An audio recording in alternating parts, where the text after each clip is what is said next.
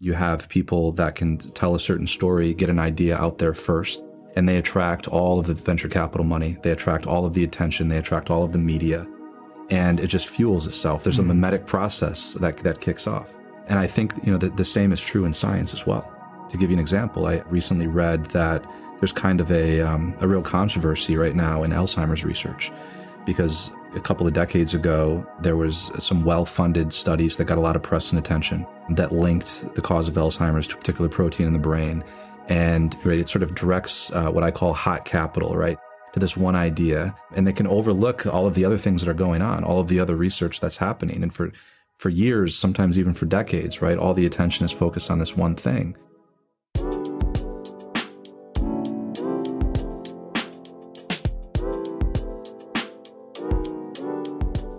I'm Brandon Vaidyanathan, and this is Beauty at Work, a podcast about how beauty shapes our world and the work that we do. In this season, we're looking at beauty in science.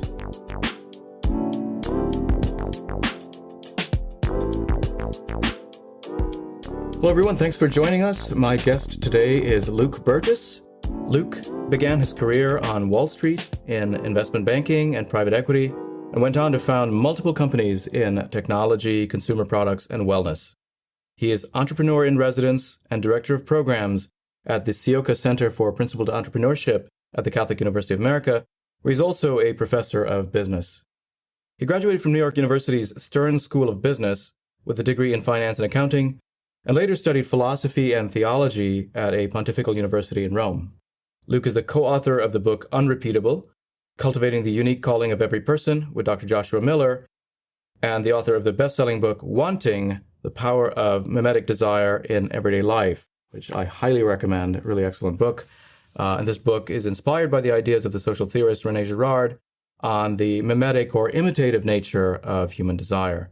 Luke, such a pleasure having you with us. Thank you for joining us. Brandon, good to be with you. Let's start talking about your background. You pursued finance, and then you became an entrepreneur, and then you studied philosophy and theology. What motivated you to pursue these paths? What desires were you pursuing, perhaps? I think I've had different motivations and desires at different stages of my life. And it's interesting how different influences on us can affect our desires and what we are attracted to at different time. So as a child, I grew up with a grandmother and a mother who were both artists. And one of my earliest childhood memories is walking into my grandmother's art studio in Traverse City, Michigan, and seeing all kinds of interesting artifacts and objects. She was a bronze sculptor, and I was just fascinated at the sheer wonder of what she did, and my mother as well. And as I sort of got older and went through school, I began to lose a sense of that wonder, and my decision-making was hyper-focused on what was going to be useful to me, right? So, stability, earning a good income, getting the best job right out of college. And I did that. I pursued that route, worked on Wall Street for a short period of time, and eventually moved to California and co-founded a series of companies. And all of those companies, most of them were tech-related, where I was completely removed from interactions, like personal interactions with other people.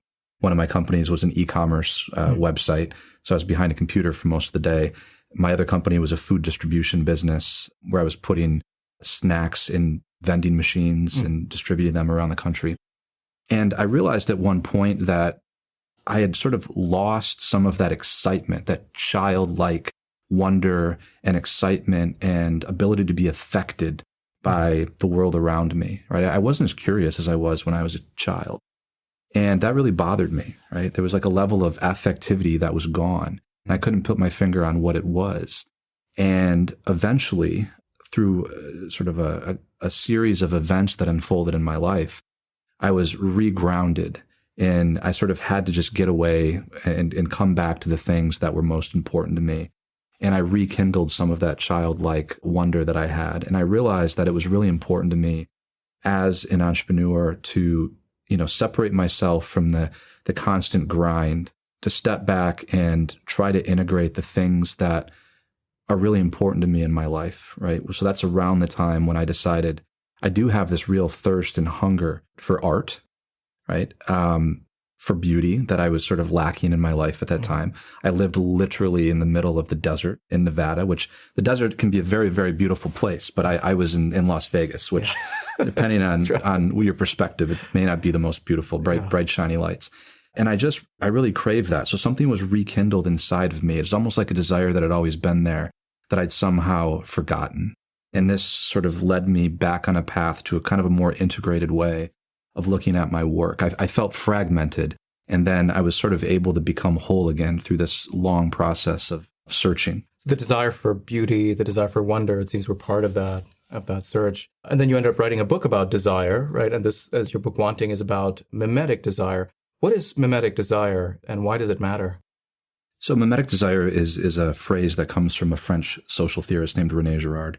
So he was introduced to me around the time that I had this existential crisis I'm describing, where my work had lost some meaning. I wasn't sure why I was doing it. I'd lost some of that energy and that wonder. And a good mentor of mine introduced me to these ideas of Girard, and Girard's entire theory has to do with why humans want the things that they want.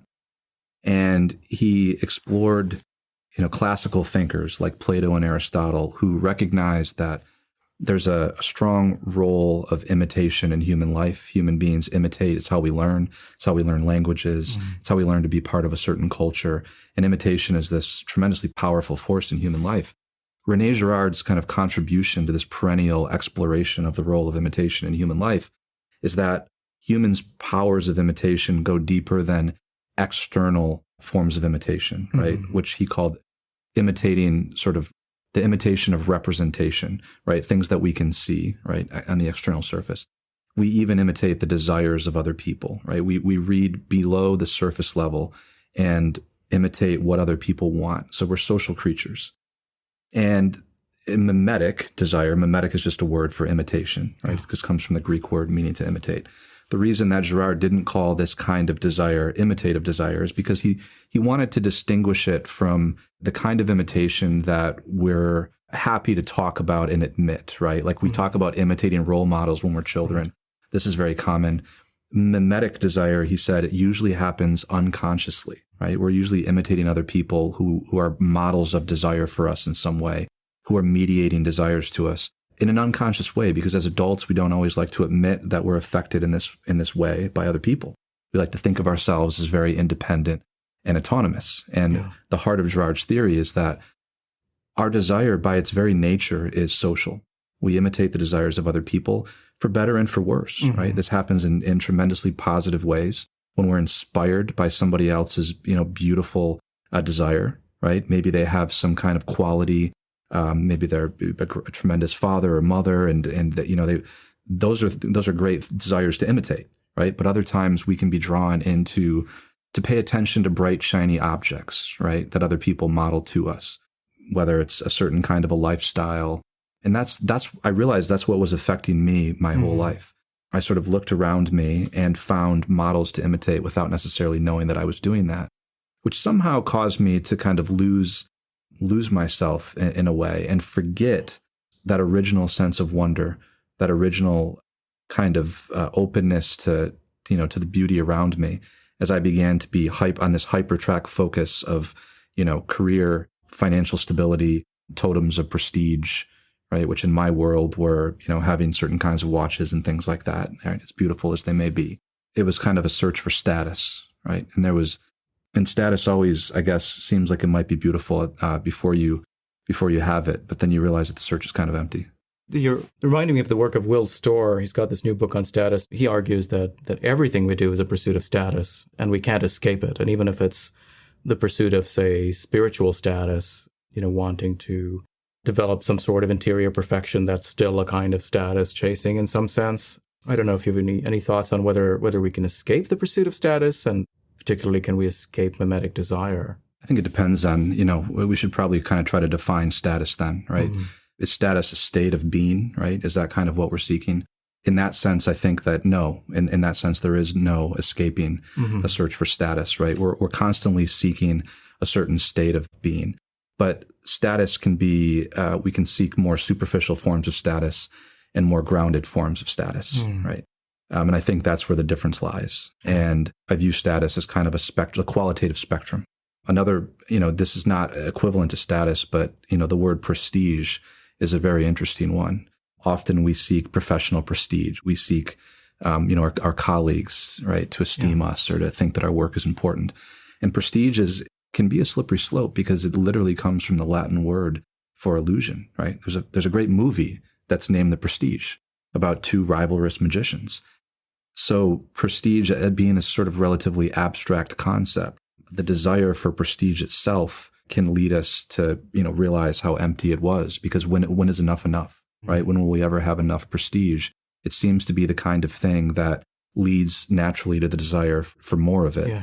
And there's no it's not concretized in the kind of way that we would ever know that we have the kind that we're looking for. And I think there's some relation to status there. Yeah. I want to apply these ideas about mimetic desire, prestige, rivalry, and so on to the world of science and technology. So, and then there are different worlds, there are different industries, right? So the world of science and academic science is different from the tech industry. But one of the factors that seems to characterize both of them is competition and also rivalry, right? So in the world of science, one of the things that seems to matter a lot is getting credit for a discovery. And it's a really scarce reward. In fact, there's this priority rule where the person who reports a discovery first wins all the spoils, regardless of how many other people were involved actually in making that discovery possible. And some people say this has led to a lot of the secrecy and sort of, hyper competition and so on that actually is bad for science, has led to the replication crisis and so forth. And the Nobel Prize is another kind of example of sort of a really scarce reward where only 3 scientific fields can win a Nobel Prize. And even in one of those fields, only 3 people could actually jointly hold that prize, regardless of whether there are 100 people on the team that made that discovery possible, right? So this is a question, I suppose, about, I'd love to hear your assessment of the world of science and this sort of competition. Is this really a source of unhealthy rivalry? Is this bad for science and for academia more generally, do you think? Yeah, the broader discussion of competition, I think, is an interesting one. I come from the business world, right? The startup world. The word competition, competere, it just comes from Latin. That just means to seek together, right? To seek something together. So in business, I suppose that's profit, right? You have multiple, businesses that are together seeking profit, right? So part of it depends on whether or not you believe it's a zero-sum game or not, right? So if you're seeking that profit together, if you believe that there's a fixed amount of it, then somebody has to win and somebody has to lose, right? If you actually believe that you can create more of it, right? That you can create new value, right? Which creates more profit, then I suppose it can be a constructive thing, right? It can push people to innovate, and innovation is important. And there are many stories throughout history of, competition leading to innovation, right? Because if you don't innovate, you die, you don't survive. So innovation is more than just this kind of, we kind of wax poetic about innovation, but businesses have to innovate. They have no choice. They don't innovate, they don't survive. I guess the same could be true in academia with scientists, right? There's good competition and there's bad competition, I suppose. And I can think of competition, pushing discovery, pushing innovation forward through some kind of healthy, competitive rivalry in some sense. But then other times it can become just silly, right? When, the competition can be such that you forget what it was that you were interested in the first place. And it becomes more important to just, publish in a certain number of journals or something like that, right? Where you sort of get distracted, right? Your attention gets diverted to the wrong place because, the competition is for some of these smaller stake things, right? And where does that end? I suppose sometimes it's good not to have competition though. I think of a situation where I'm, working on a book, for instance, and if my publisher said, well, Luke, there's 3 other people that are writing books about the same topic, and whoever finishes the writing first will get to be the one to publish it, I wouldn't write a very good book, right? Because I'd be constantly worried about what everybody else is doing. Whereas if I had a grant and I had 2 years to work on this, right, and I could just focus on it completely, it's going to get more of my time and attention and thoughtfulness where I'm not constantly looking over my shoulder, worried about winning this race. So in that sense, I think that for scientific discovery, I think it is important that people have a certain amount of space to be able to focus on the work and on seeking the truth, right? And be given the time and the resources to do that. Now, in regards to the winner take all kind of example that you used, right? Like the first person to kind of declare something, That happens in business all the time. Mm-hmm. Winner take all markets, right? Mark Zuckerberg, got it with a social network. I don't think that's good. That seems like it can lead to people being motivated for the wrong reasons and not necessarily. I think people, even the way that ideas and work is framed, can have more to do with a kind of framing things in order to get certain kinds of recognition or credit rather than focusing on the work itself. You're listening to Beauty at Work.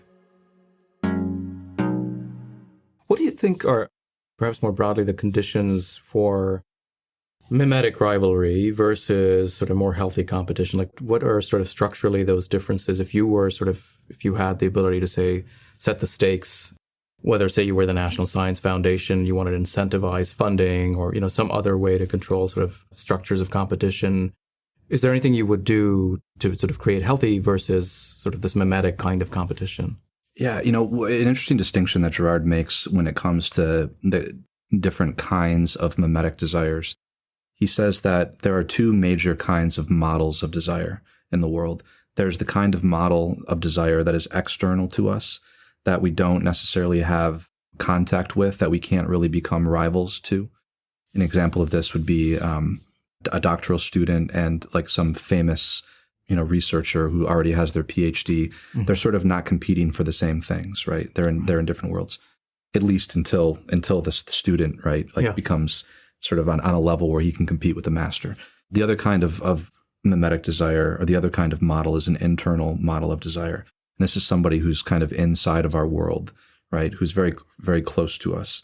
And that kind of rivalry can be, Girard says that kind of rivalry can be dangerous because, if we have two colleagues, for instance, at the same university who are sort of, competing for the same recognition or something like that, that can actually lead them to not help one another, right? Mm-hmm. To view all the resources as scarce. In my undergrad school, we had something. It was a bell curve, and we all knew that there was only a certain number of people in the class that could get A's, and it actually led us to not share our work, to not even help our fellow students, right? And it seemed to me to be a very unhealthy form of rivalry.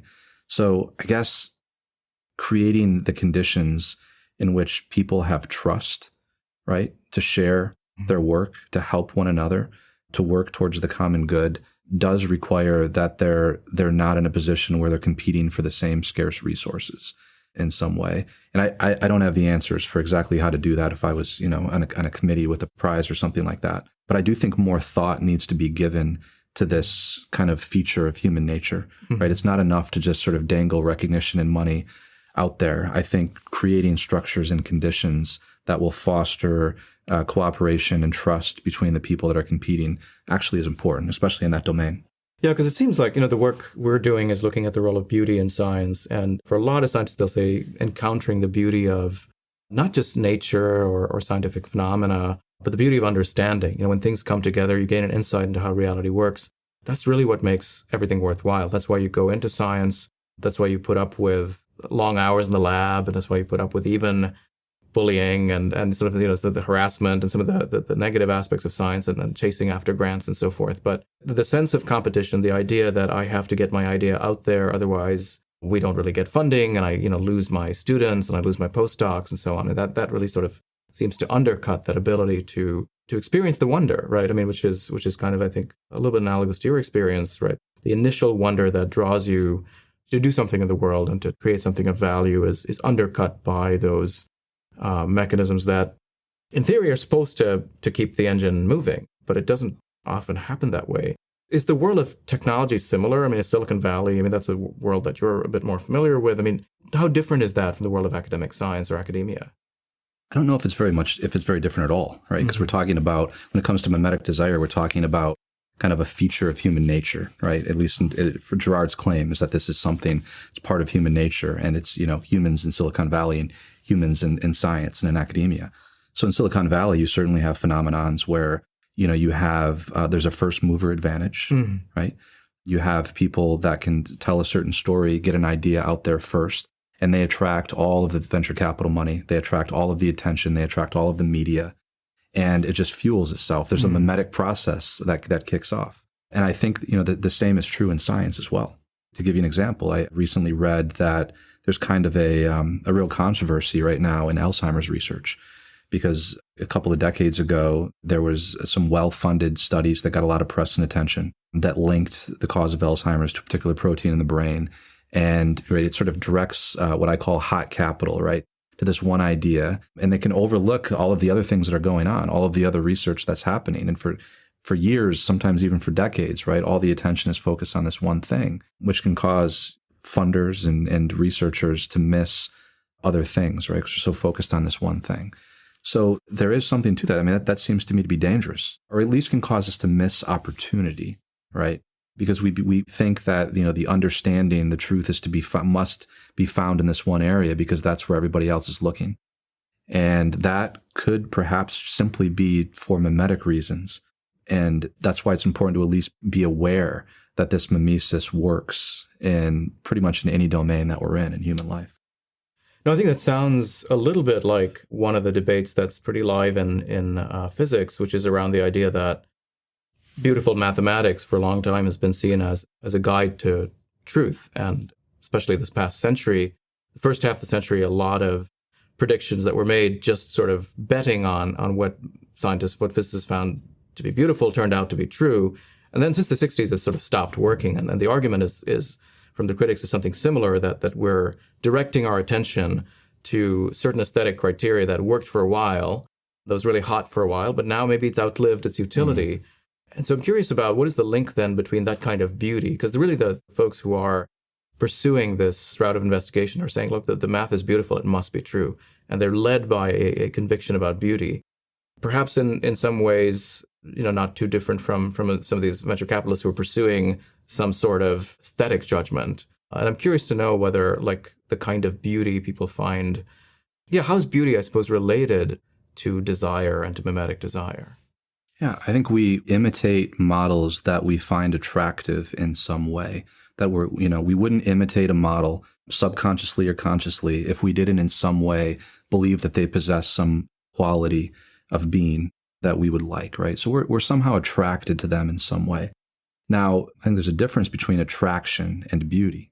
So when I look at my own vocational journey, and I described a little bit of it at the beginning of this conversation, I sometimes wonder if we look back at our lives and why we were attracted to certain things or people that we were attracted to, and then we look at it 10, 15 years later, and that attraction might seem silly, like, oh, why did I think that was beautiful, or why was I so attracted to that? I think we can begin to diagnose some qualitative differences, right? And some of these things could be kind of a naive, adolescent kind of infatuation-like attraction, and other things could be rooted in something that's real, right? Like some objective beauty in something.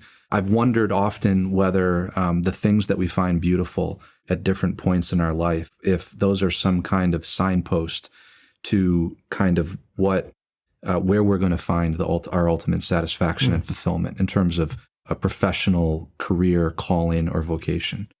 For instance, when I was a student, I had classmates that found solving math problems to be incredibly beautiful. One of my friends quite literally cried, who solved a math problem, and he went on to get an engineering degree and finds it absolutely beautiful in a way that I do not. And does that say something different about kind of the different paths that we've taken in life, right? I find different things beautiful, right? So I think there's a link between kind of understanding ourselves and the various things and reasons why we might find some things more beautiful than others.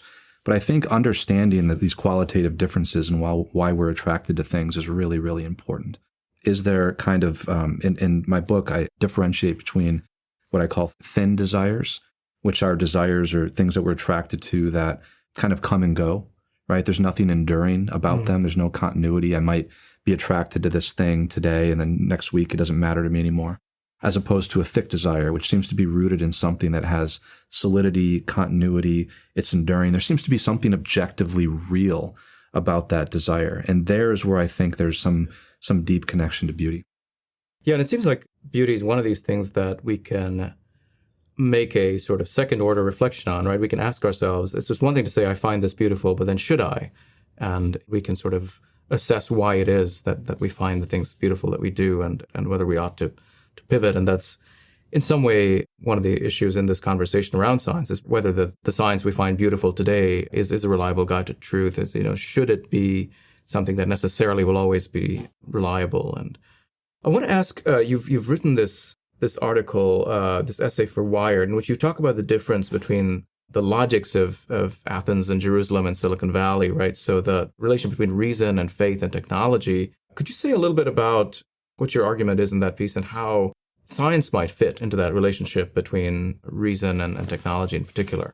Yeah, so this conceptual framework that I call the three-city problem is just me trying to give language, and I'm a very visual thinker. So I was imagining that the world has somewhat clustered into these three cities where people are doing work largely unconnected from the other cities. So one of these cities is Athens, which is sort of shorthand for just the world of kind of pure reason, right? The other is the world of Jerusalem, which would be the religious world, right? The world of faith. The other would be the world of Silicon Valley, which is the world of technology, but more so utility. It's the world where utility is the primary value. And I've lived in all three of these cities at various times in my life, right, as part of my journey.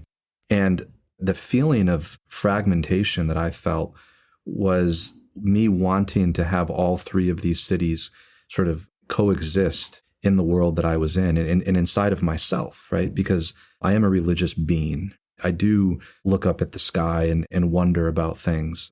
I'm a rational creature, most of the time at least. And I do believe in creating things that are useful, right? I like to innovate, and Silicon Valley activates a very important part of me, right? This creative side that I have. But these things need not be separated.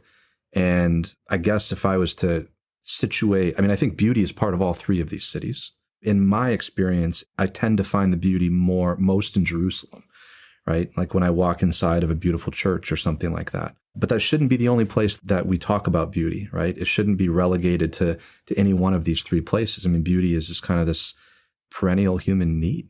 And finding ways to not think that the only place that I can seek beauty is kind of in that one domain was an important realization for me, right? Having this kind of integrity between the three cities.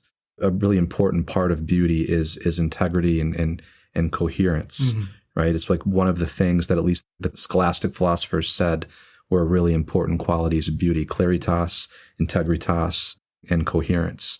So I think it's kind of in the modern world, we fragmented a bit. And, you have people in Silicon Valley that many of them are so sort of focused on creating useful things that they're not necessarily thinking about whether these things are beautiful. And if we go too far in that direction, what will the world look like 50 years from now if everything's, if all of the money is being funneled towards simply creating utility or useful things, right? It seems like beauty has an important role to play there. Yeah, how do you differentiate that kind of beauty from the sort of shiny things that we chase after? Because there is a kind of beauty and utility, I suppose, right? People would say that this is the value of something is that it can be useful for a lot of people or can make a lot of money, or, so particularly for somebody working in Silicon Valley, like if someone is drawn to, say, be really creative and produce something that, an app that solves some pressing problems, how would you advise them, I suppose, to keep their eyes on this sort of deeper form of beauty? And what would be the indicators of that? How would they assess whether perhaps they have drifted into sort of a more mimetic, realm of chasing after a different kind of superficial form of beauty? Like, what would be some of the red flags, indicators, signposts that they could pay attention to? Yeah, well, first off, I think that there is absolutely a relationship between utility and beauty. There is something, beautiful about, creating efficiencies and actually the more utility we have, the more, you could argue, the more time is freed up for us to gaze at things that we think are beautiful, right? And waste time in a museum, right? Because I was able to order a book that arrived at my house in, 12 hours or something like that. And I didn't have to read some of the books on the shelf. Spend time, there's many books on the shelf right now. So, you could argue that the vast utility, the things that have been created have actually allowed me to sit down and be able to spend time, reading or investing myself in exploring beauty. There are different kinds of beauty. And, I think there's aesthetic beauty for sure. There's also moral beauty, right? And when I think back at some of the experiences in my life, the encounters that I've had that I would describe as the most beautiful, almost all of them involve encounters with other people, right? Witnessing some beautiful act of love, right? Like seeing a beautiful soul, seeing somebody work in a beautiful way and who's a master at their craft. I find it incredibly beautiful when somebody's invested in being able to do some simple thing with excellence, provide for their family. All of these things, there's a certain quality of moral beauty about that. And that sort of transcends my thinking is beautiful for merely aesthetic reasons. And there's something deeply human about this. And I think that, this deeply human side of beauty, we need that in technology, right? The minute that technology is divorced from the human person, the minute that business loses sight of the human person, which is at the center of all business, what are we doing this for, right? And science as well, I would imagine. And science as well, right? Then I think that's an indicator when we're creating things that are not allowing people to experience a full range of their humanity, a full range of human emotions, right? Because I have my head buried in my phone for so many hours a day that I'm missing the created reality around me. I'm missing nature. I'm missing the sunset that I'm driving right by in my Uber, and I'm busy texting somebody or scrolling Twitter or something like that. These are clear indications that, part of that is personal responsibility involved in this too. But as creators, as people that are thinking about innovating, right, discovering truths, how do these truths ultimately relate to human life? What will they mean? And especially when we're creating new things, and scientists have a big role to play in this, what does it mean for humanity, right? As we're creating rockets that can go to Mars, we always have to go back to the question of why and what will that do to kind of the human spirit, right? And our society in general. Yeah, there are some who try to push back and try to decenter us and sort of make this sort of Copernican move and say that, part of the problem is the centering of humanity and we need to decenter and look, we're this sort of really the speck, on this tiny planet, which is a speck in the middle of this, not even the middle of this sort of remote corner of this galaxy, et cetera. And there is a tendency, I suppose, in science today to sort of decenter the human, and is that and there's something attractive for scientists who sort of see this decentering as being more true to the nature of reality, that we really are not at the center of the universe, etc. And I wonder whether that sort of vision, is there something beautiful there? Is there something ugly there? How do you assess that? And in terms of trying to make sense of what the purpose of science might be, or what value it has in this world, and what kind, the kind of pursuit that it is this sort of, so because there's that particular tendency to decenter, but then there's also the transhumanist tendency that wants to sort of overcome and is to go beyond our humanity. And so those are two directions it seems that science is moving in at the same time.